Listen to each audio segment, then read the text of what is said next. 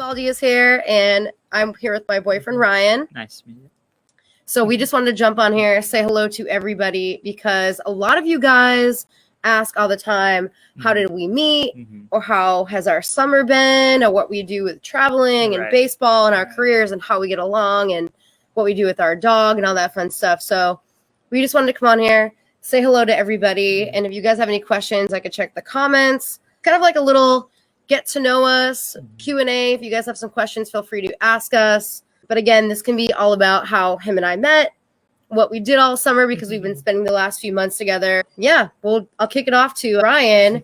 Babe, how the heck did we meet? Because that is like the biggest question that I get all of the time. And I feel like whenever we go on dates with other people, the first question is always, how did you guys meet? Correct. I would say happened in January. So I was actually up in Boston visiting a former teammate of mine. And so a couple of us were up there staying with them. And we happened to be at the Celtics game that Saturday against the Pelicans.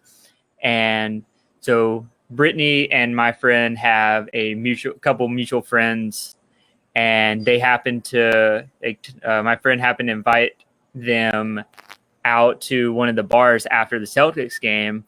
And so we ended up hanging out like the rest of that night all together. We ended up at Encore after it.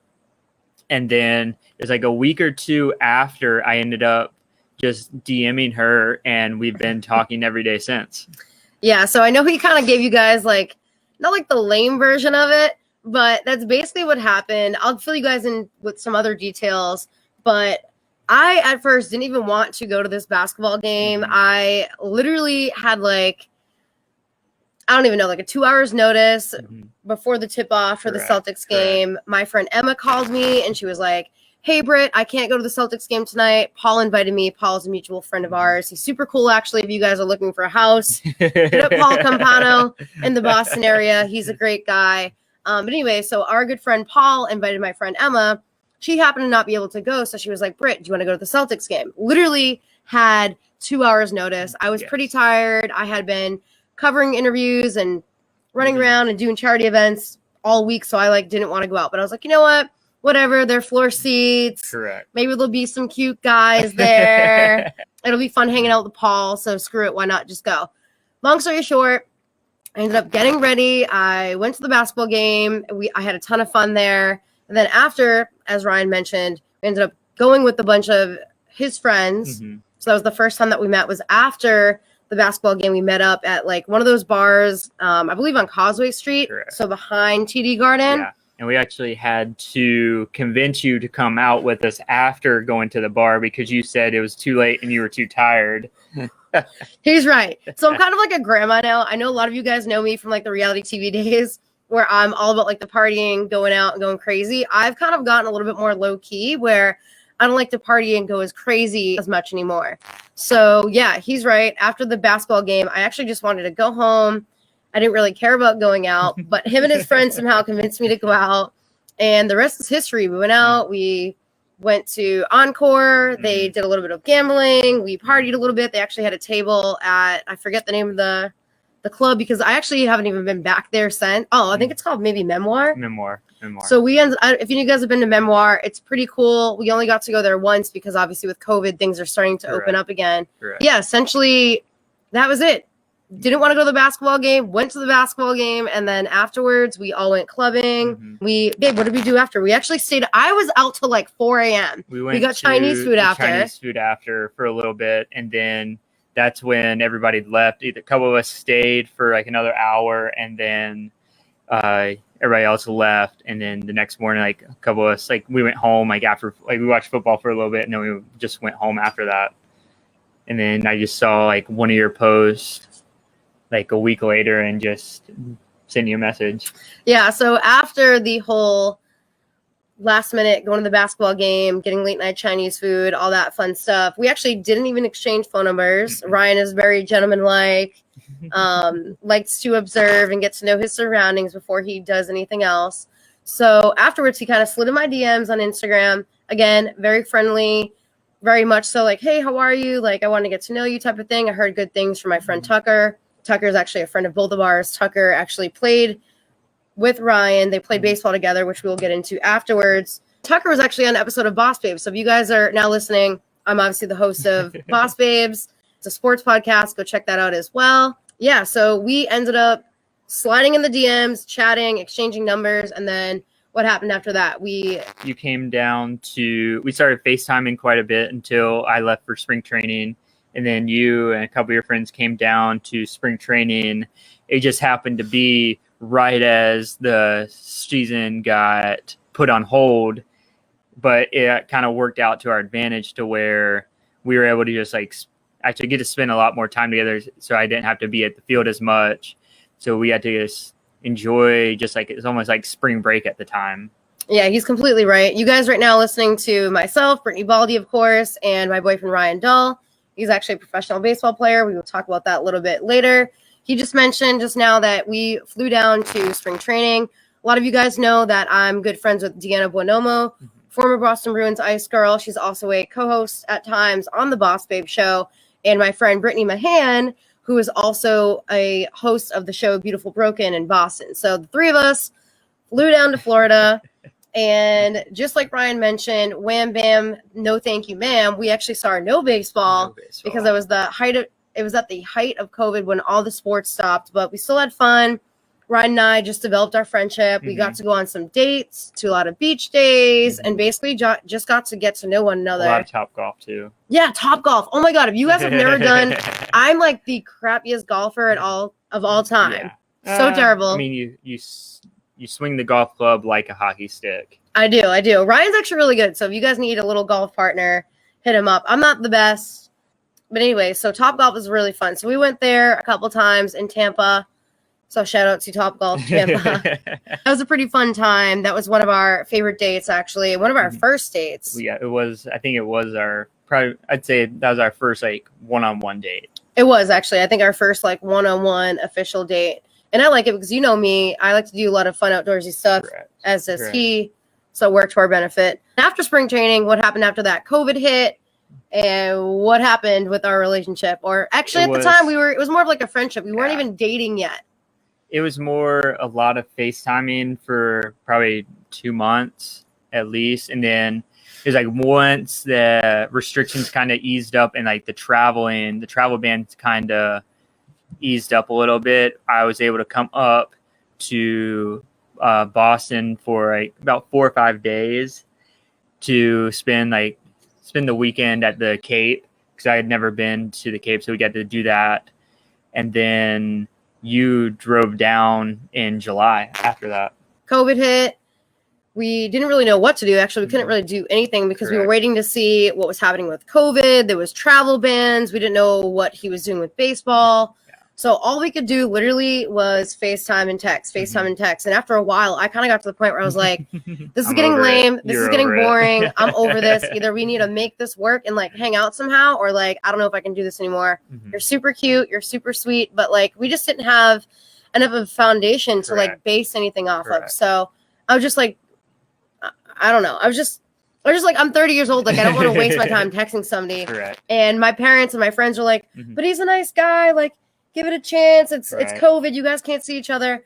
But this one over here went out of his way to book a flight. So he ended up booking a flight in June, only for like 4 days, though, because of baseball. Correct. Because that was like right when we were trying to figure out what baseball was getting closer to deciding what they were going to do with the regular season.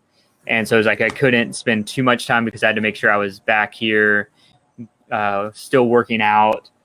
And then just in case, like they figured it out like that weekend while I was up there.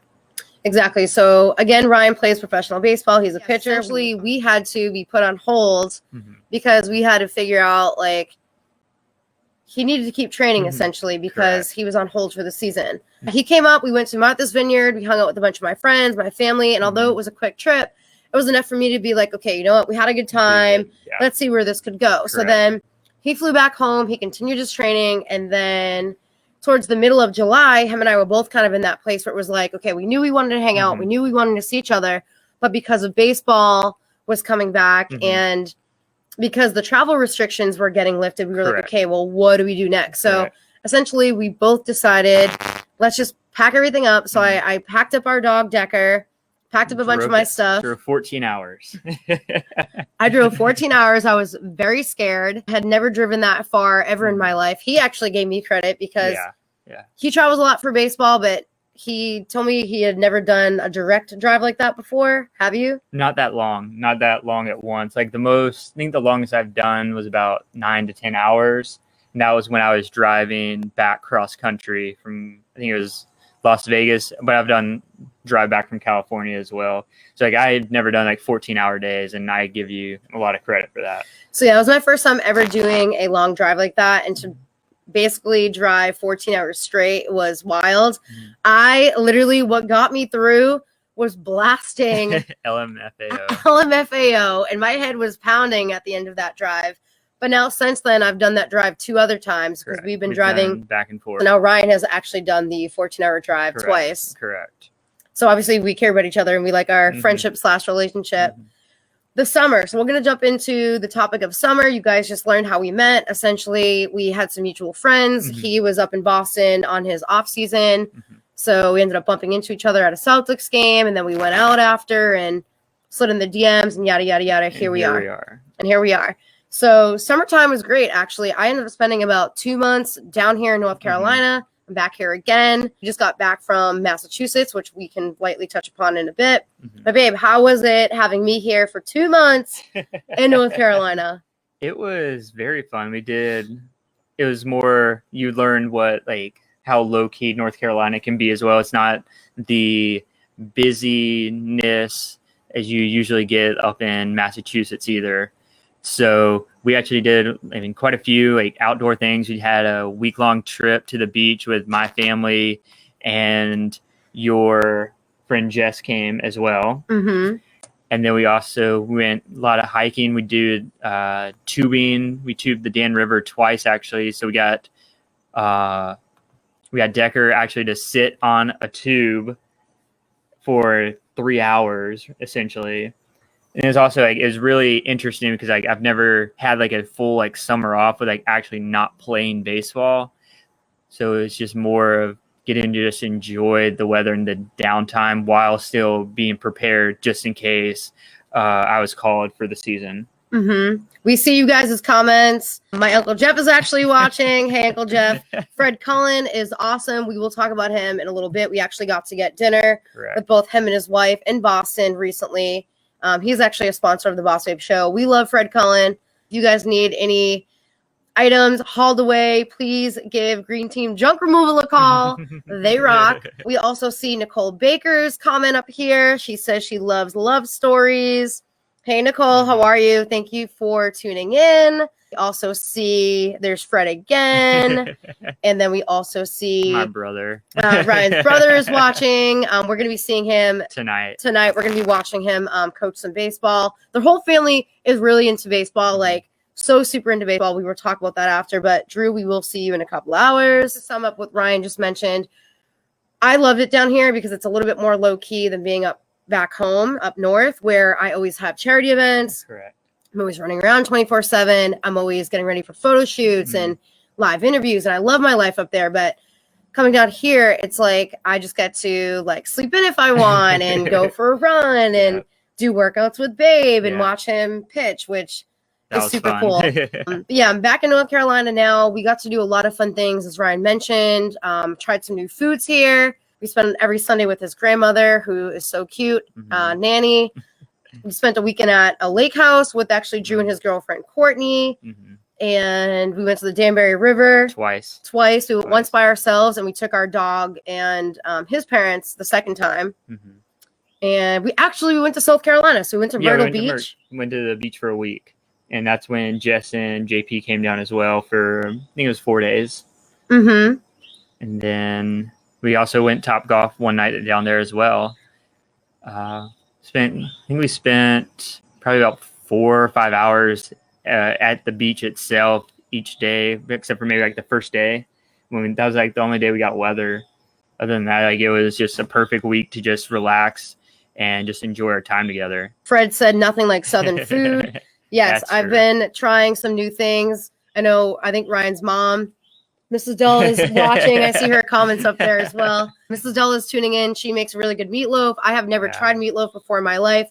I don't even know if that's like necessarily a Southern dish. I don't think so. I don't think it's a Southern dish, but I had never tried it. It's one of my dad's favorite dishes, actually. So I'm going to probably have to have her teach me how to do it. But you're also going to introduce a true Italian and northern, like a little more northern, like the seafood as well. Since we've been down here, I've been trying to introduce them to some more seafood dishes. So they live in North Carolina, but it's more inland, so they are not near an ocean, so they don't eat as much seafood here. So actually Ryan and I, when we just got back from Mass, we brought his parents some clam chowder, some apple cider donuts, and apple pie. Correct. And they have liked it so far. Ryan and I, this is my boyfriend. It's crazy to say that I was single for a whole year. Actually, I didn't even mention that. I was single for a whole year before even meeting him. And I kind of put him through the ringer.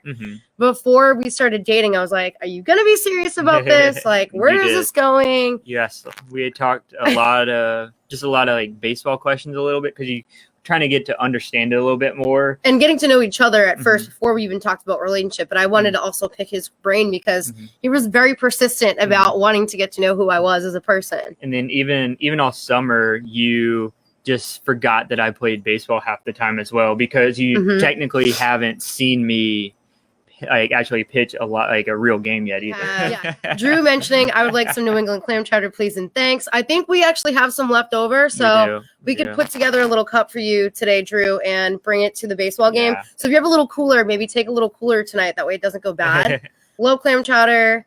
Love getting to know you. And yeah, I kind of just put him through the ringer with questions about like baseball and like relationships and all that. And we had a lot of free time. Like I said, if you are trying to get to know somebody through FaceTime, it's one of those things where it's like all you have to do is sit there and ask questions. Correct. A lot of our FaceTime calls were like 3 hours long. 3 hours, yeah.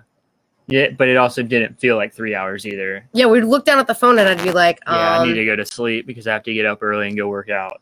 Yeah, because again, he was still training at the time for baseball. So before we get into that, we'll talk a little bit about traveling. I know we keep peppering everybody with the whole baseball situation. Traveling, what is it like traveling and being on the road? Obviously, you didn't travel as much this year, but I guess traveling with just you and I, we'll talk about that. So as you guys know, I spent 2 months in North Carolina. I'm back here now.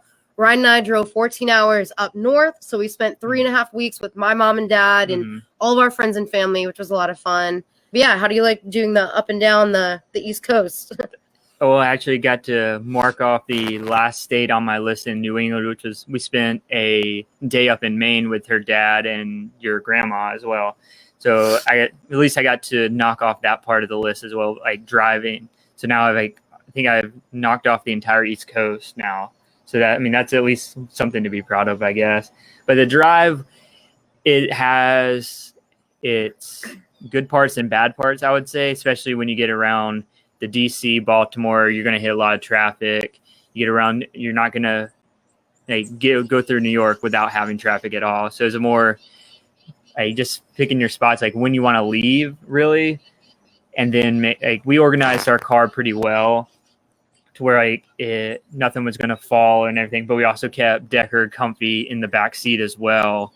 And we just had a system where we would drive about 3.5, 4 hours, switch off, but we'd also give Decker a treat every half hour. So he's at least enjoying it and not being completely bored in the back seat. Some tips, as Ryan is mentioning, again, with the 14-hour drive, by the end of that drive, you were completely dead. Like the last for a couple of days, like the last 3 hours, you were so tired. I would rather get hit by a bus than do those last 3 hours of driving.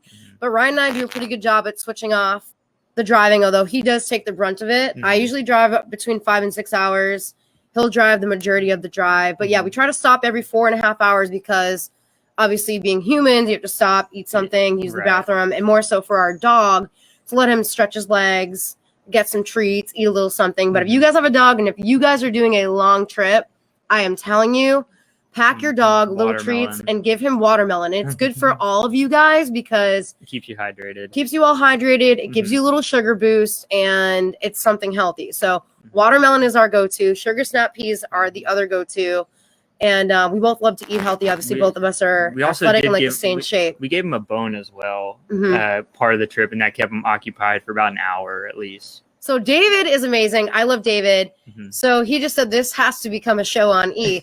Funny that you say that, because lately people have been saying that we should have a show called Pitching Wives. Yes. Obviously, I'm not married. I'm not engaged yet. But one of my best friends is actually engaged to a baseball pitcher. Mm-hmm. So in the event that it does come down to that, it would be cool to incorporate Jess McCain, who's also a former castmate of mine. Maybe we'll have like our own little add-on to the BosBabes podcast. Mm-hmm. BosBabes podcast. So David is actually really cool too. He actually has his own podcast. It's called Fight Bananas. Mm-hmm. So if you guys are into MMA and listening to fight podcasts, go check him out. Fight Bananas podcast is really cool. So yes, I think my Nana did enjoy her time with you. She likes the fact that you are spiritual, of course, and into your faith. Mm-hmm. She is like a diehard Christian, like literally lives and breathes the Bible like all day, every day.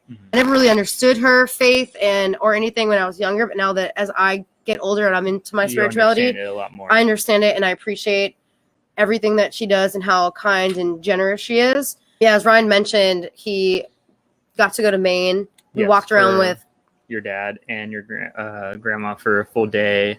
And we got lunch. Yeah. You got lobster bisque. What else did you eat? Lobster bisque. I had crab cakes.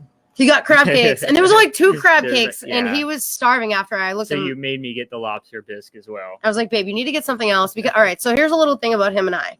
We both like to eat. Love to eat. And a lot of it is very healthy foods, but we like to eat and we eat a lot. It's probably because we're active. We work out a lot. Correct. He works out way more than I do, but our metabolisms, we just rip through food. So we are hungry 24/7. Actually, his mom is super funny. She'll look at me. There'll be like leftovers and she'll be like, Britt, she's like, Britt, you need to finish this. She's like, here you go. Here's the food. Like she just knows. I don't even have to say it. She started giving you the same portions that she gives me. Yeah, because I do eat a lot, but a lot of it is because I'm only eating usually 3 times a day or sometimes even 2 times a day. And I don't snack much. So most people that grab like Doritos or grab something heavy throughout the day, Correct. I don't do that. I usually eat like this is going to make no sense, but it makes sense to me. I'm either going to have a really big breakfast or a really small breakfast. Correct. And then a medium-sized lunch and then a huge dinner. So depending on what I'm doing throughout the day, he usually eats. My breakfast. How's your meal plans, babe? It's usually a decent-sized breakfast, like a lot of eggs, a lot of protein to start the day, and then as the day goes on, I'll mix in more carbs like around lunchtime, and then have a bigger meal at the night for dinner. I like how Mrs. Dull again is watching and she says, "Truth, right there. It's the truth. It's so true. We both eat a lot." Pop up this little comment.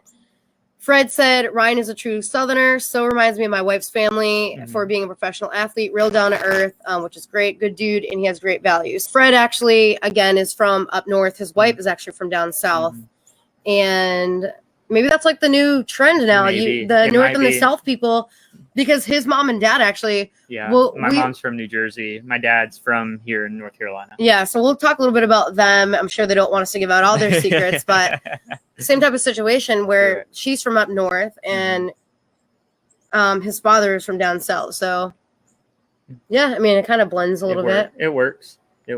So shout out to Fred for blending the north and the south as well. Thank you, Fred. Thank you. Thank you for taking me to go get my first cannolis as well, because you picked you picked the right spot, so we appreciate that. Yeah, shout out to Fred actually, because that was the first time we had both been at Tresca. So Tresca, I'm going to talk about Tresca a little bit. I'm actually rocking my Boston Bruins alumni shirt. You guys know with the BosBabes Sports podcast, I do a lot with the Boston Bruins, especially with the alumni team. Ryan and I both actually got to go to the Bowl with the Bruin charity event. Correct. Which was great. We're going to the alumni game on the 22nd, I believe. Yeah, we're going to be of November. No, yeah, November 22nd, they actually have a game. We hope to be there as long as COVID allows us to. But while we were back up north, we both went to the Bowl with the Bruin event. I interviewed a lot of the Boston Bruins players. I'm here at Wamisett Lanes for the 5th annual Bowl with the Bruin event. I'm going to go head inside, grab my bowling shoes. We're here, of course, to benefit the Dana-Farber Cancer Institute. Let's go. We're here right now with Boston Bruins legend, Terry O'Reilly. Terry, we know that your 24 is hung up in the rafters at Boston Garden, which is absolutely incredible. But you are here today supporting the Boston Bruins alumni team. What does that mean to you? And did you bowl at all today, or are you about to bowl? I'm not bowling. I've got a little bit of a rotator cuff issue. At least that's my official excuse. But I'm here to say hello and say hi to everybody and support This is basically Frank Simonetti's baby. A lot of the different guys have different events to raise money and awareness for the Bruins alumni, and Frank Simonetti got this one off the ground. He's done a terrific job. And the real beautiful thing about the Bruins alumni is we all support each other, whatever endeavor we're involved in. And when things are normal, we play 25 to 30 games through New England to raise money for different charities. And this is an annual event, and it's just a nice group of people. What are some of your favorite events that you have covered in the past, and do you actually skate with the team? I have skated up until this year, but there's been such a long layoff with the COVID. So I'm getting close to the end of the line as far as skating. I might still participate standing behind the bench as a coach or whatever, but my favorite event was probably when we had a team riding in the Pan Mass Challenge. You know, we had about 25 to 30 riders, and that was a terrific event. We're here with Frank Simonetti. He is absolutely amazing. He does so much for the Boston Bruins community and the alumni team. Obviously, you guys haven't been skating due to the corona pandemic, but we are here today celebrating for Dana-Farber Cancer Institute, and obviously Bowl with the Bruin. You have started this amazing event. It's the 5th annual event here. What does that mean to you, and how exciting is this? Well, we've built on it for 5 years now, and as you know, every Pan Mass rider has to raise a certain amount of money in order to ride. So rather than just asking people to donate, we hatched the idea for Bowl with the Bruin 5 years ago, where a 4-person bowling team is matched with a former Bruin or local celebrity, and it really caught on, and it's built every year. And last year we raised over $120,000, which was amazing. This year with Corona, everything's tamped down a little bit. We are, every other lane spacing, masks, sanitization, the whole bit in order to comply with the state's regulations. But so many people have come out and said thank you for continuing to do this event in light of the pandemic, because they need to get out. They want to contribute to charities, and the caliber of the people that come to this event is outstanding. And I understand you have a very stacked roster here today. We have a lot of the former Boston Bruins alumni here. I've already interviewed Terry O'Reilly. I know we have Ray Bork's son here. Who else is here tonight? Well, Kenny Hodge is here, Dave Shaw, Mike Motto, Donnie Marcotte from the 1970 Stanley Cup teams, Terry Virtue, Bobby Beers, Andy Brickley. The list goes on, and it's an event that a lot of the alumni look forward to every year. We are here right now with Ryan Bork. He has already bowled. How did you do today?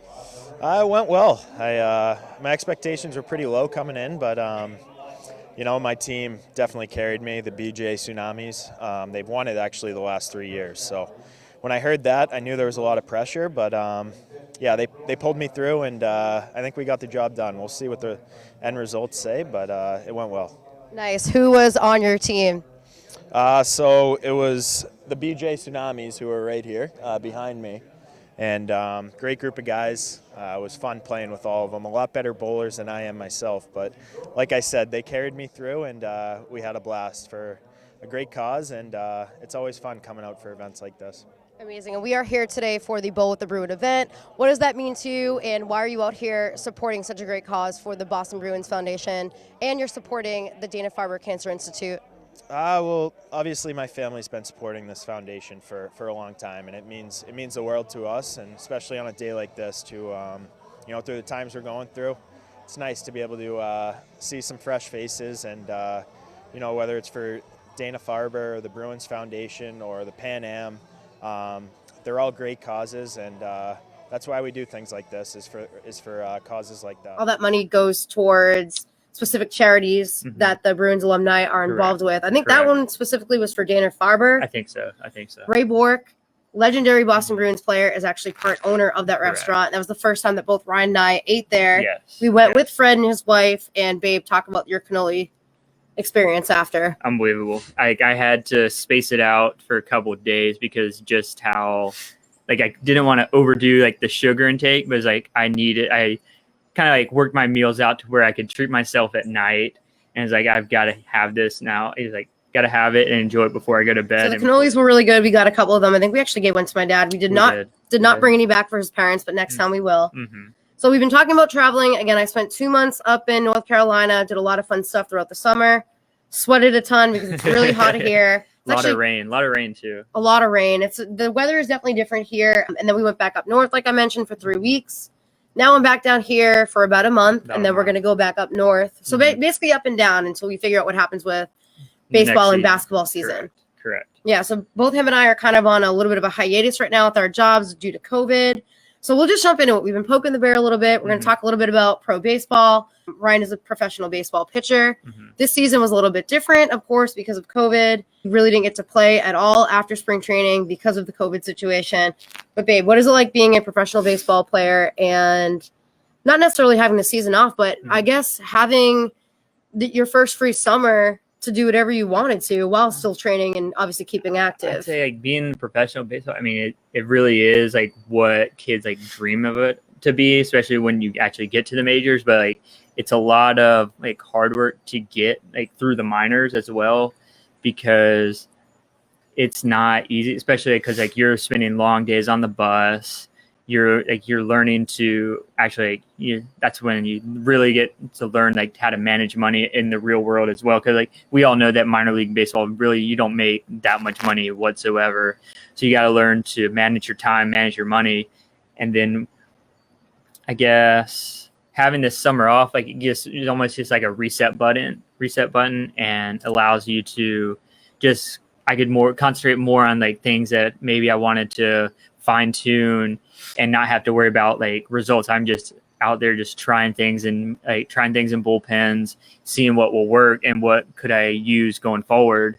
So it gives me an idea of what to continue to work on this off season to be ready for next season. And it could be some things that nobody really has seen until it actually goes out into the game. I think Ryan has enjoyed his off season. We'll say it's a one long extended off season. Yeah. Yes, he's been staying active. Yes, he's been staying fit. He's not one of those athletes that was like, okay, I have a free summer. Right. I'm not going to do anything. Correct. He's been eating very healthy. He's been working out X amount of times a week. He's been talking to his trainers, staying on that healthy regimen. Even when he was up in Boston, he was working out 3-4 times a week. He's not throwing for a little bit. He's giving his arm a break. He said he's going to be starting up, what did you say, around Thanksgiving? Around Thanksgiving again. He'll start throwing again, and then he'll start intensifying it around Christmas or after Christmas. Yeah. The life of a pitcher is very interesting, and I've enjoyed dating a pitcher. I will tell them my first experience watching you. Yeah. Although I haven't seen him pitch in a actual game yet, unfortunately. I did watch him on TV. I got to see him pitch a few times on TV, and I've seen highlights, of course. You watched one of my bullpens this summer. I did watch one of his bullpens this summer, and the coolest part about the whole situation was the fact that I played softball in high school. So putting myself behind him and listening to him throw the ball both from the shortstop and second baseman position, which is where I played in high school. It was more like you were just mesmerized because you could hear the spin coming, and then you could hear the ball coming off my fingers and just hear the spin the entire way. Yeah, it was like a zoom, zoom. I was like, because at first, guys, literally, I wanted to stand in the batter's box, but then after hearing that, I was like, I don't know. The only way I'm going to be standing in that batter's box is if my hair is like crazy right now, is if I literally put catcher's gear on the front and the back of me and maybe like a pillow, because I don't know, it sounds kind of scary. So I give props to everybody that is in that batter's box with any professional pitcher. Correct. You were a Braves fan. You still are a big Braves fan your whole life. Yeah. So talk to us about what it was like being a Braves fan. So North Carolina doesn't really have a ton of pro sports. We have it. We didn't get the Panthers and the Hurricanes we didn't get the Panthers till the mid 90s. We had the Hurricanes like right around that same time, I believe. But we have no like professional baseball. All we've really had were the Hornets in Charlotte. So we have a lot of minor league baseball. I think we have like 8 or 9 minor league teams in the state, but no like professional like MLB team. So like growing up, we only had the Braves, and the Braves or the Cubs to watch on TV.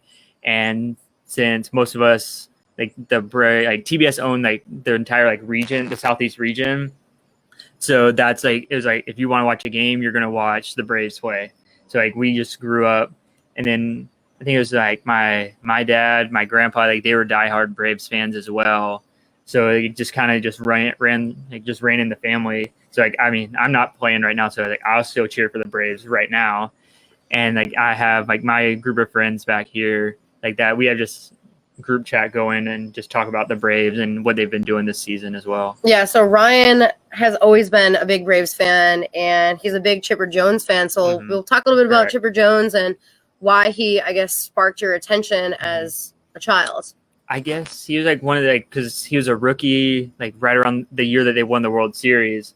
So I guess like we got to actually watch him grow his entire career as I was a kid. So like when we'd go like play Little League, we all wanted to be like him. Like we all wanted our pant legs up to our knees.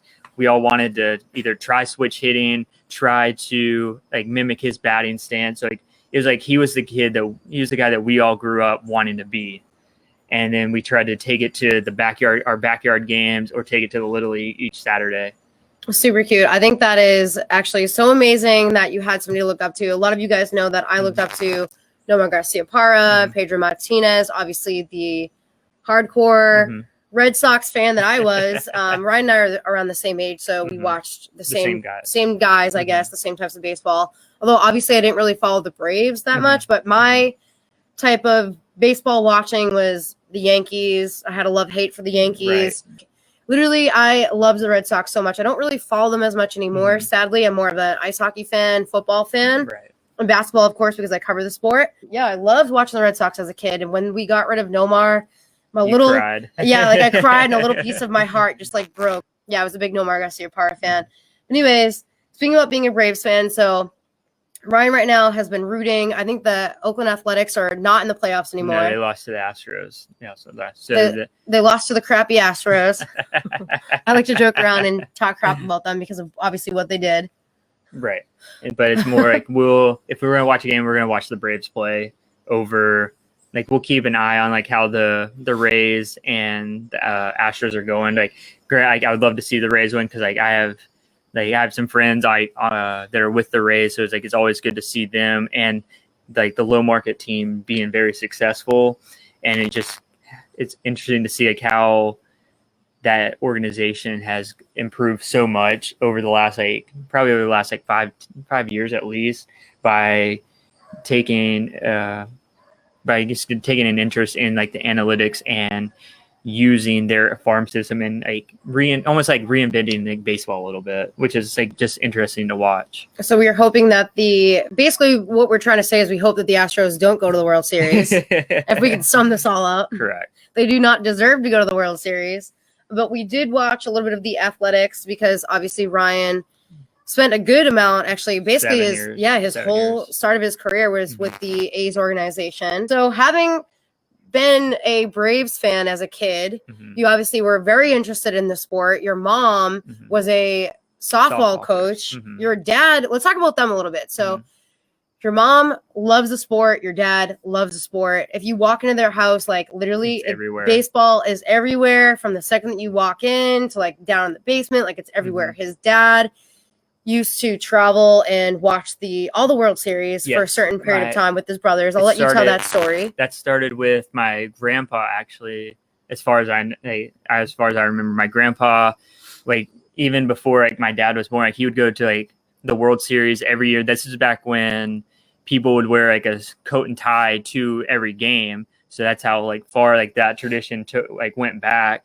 So like my dad started going probably maybe when he was a little bit younger, but he went all the way up until the 93 World Series. So like right when the baseball had that strike season, that was the last time he went.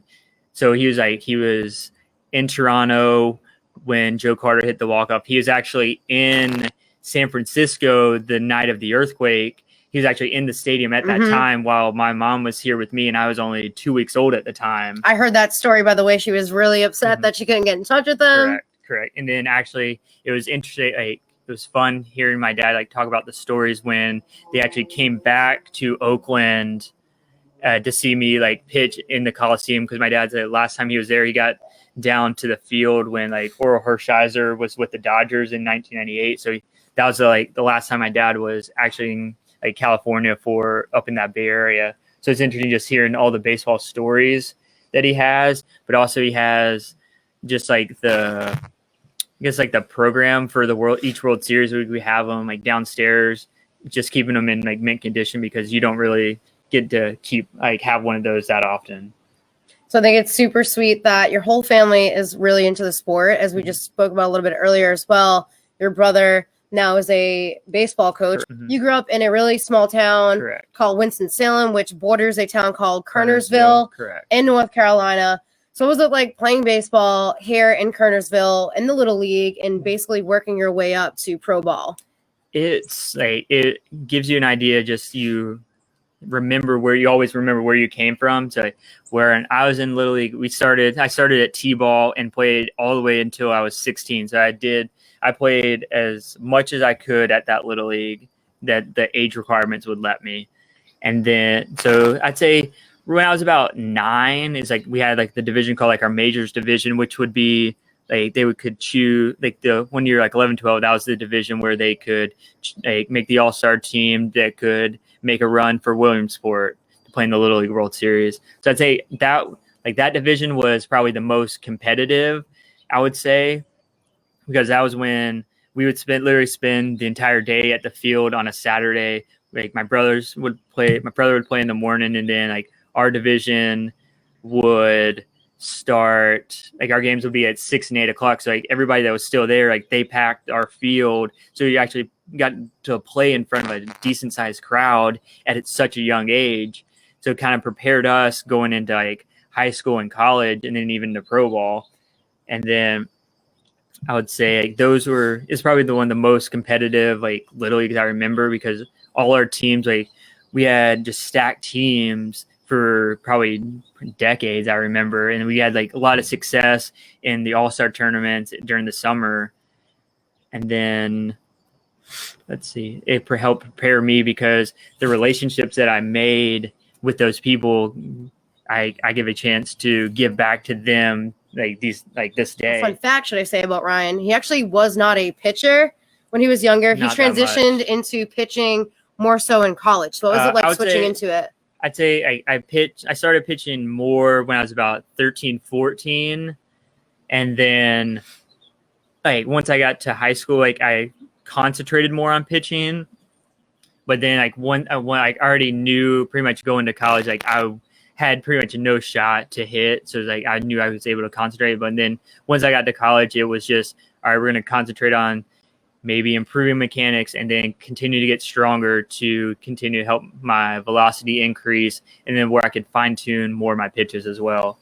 On the Boss Babe Show, we do love to talk about charity and how professional athletes and sports entertainers give back. Mm-hmm. So this weekend, actually, this upcoming Saturday, it's obviously the month of October. Mm-hmm. Ryan, every year so far, I don't know how many years he's been doing it, but we'll talk about it. This will be my third time. Third year that he's been doing a really cool baseball clinic where he goes to the Kernersville Little League. Mm-hmm. He does a camp for the kids. We'll have him discuss it, but essentially all the proceeds go directly back to the Kernersville Little League. So let's have you talk about what you guys are going to be up to this Saturday, why it's so important for you to give back to Kernersville Little League.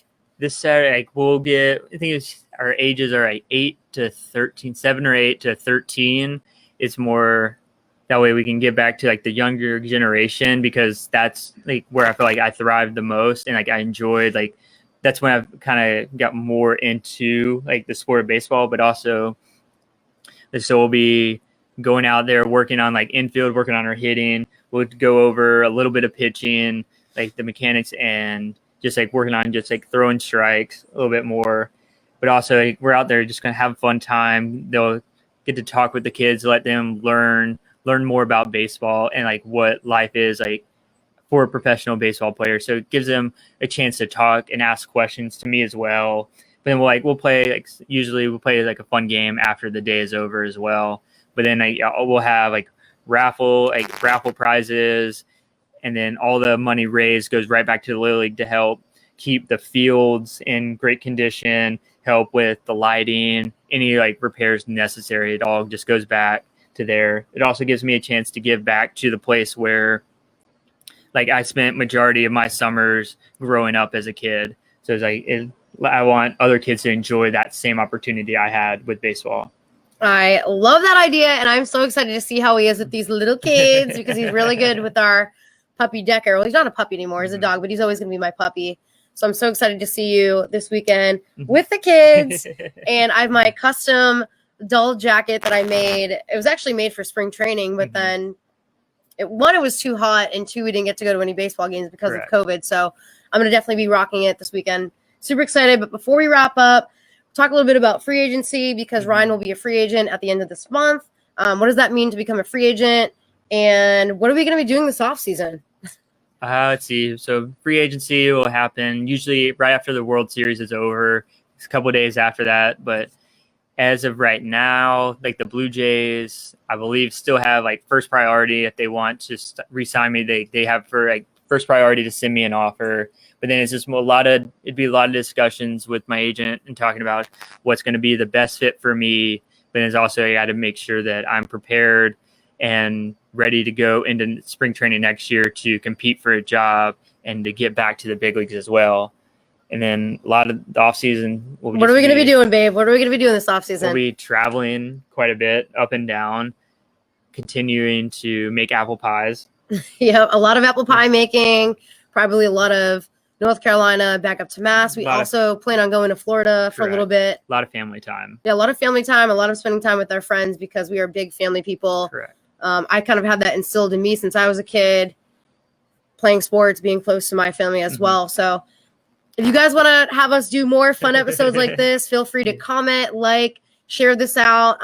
Let me know if you guys enjoyed what we talked about. I'm happy that we got to do this, because I feel like I get DMs all the time. And a lot of it is, how did you guys meet? What's it like being a professional baseball player? Britt, how do you guys make it work? Because you're kind of all over the place. And I'm very grateful that we have had the opportunity to have so much downtime to get to know each other, both on a relationship level, but aside from the relationship, more so our friendship, because you can't really have a good relationship if you don't have that friendship. So for us, it's literally figuring out who you are individually as a person, and then how do you guys click both in a relationship but as a friendship, because if you don't have that, you don't have anything. That's, I guess, my positive pop for the day. Babe, what's your positive pop?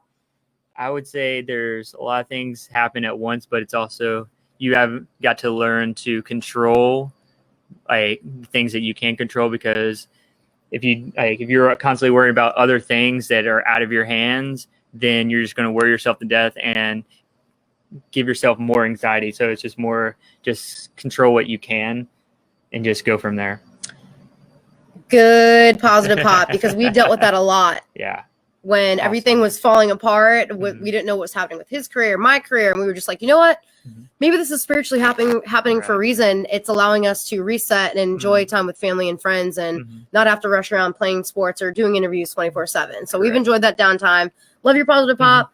We're going to go in. We're going to eat some pizza. But thank you guys all for tuning in. And yeah, if you guys like this, again, share it out. Let us know what you want to hear next, and we will maybe do another one soon. Yeah. Bye, guys.